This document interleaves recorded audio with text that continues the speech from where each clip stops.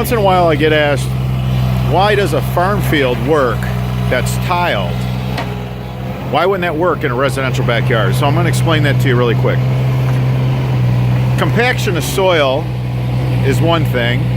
The farmer tills the top surface of his farm field regularly, a couple times a year.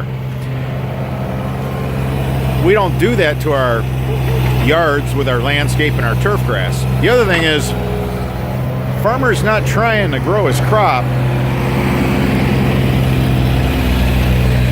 in soil like this. This here is real elastic clay. That's all it is. And we lay our sod over top of it.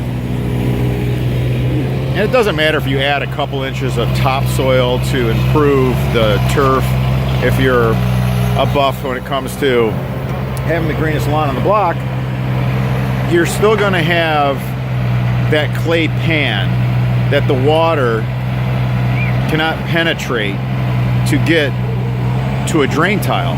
So that's why we have to put in French drains. French drain is a channel full of stone. The water goes right through the sod into the French drain.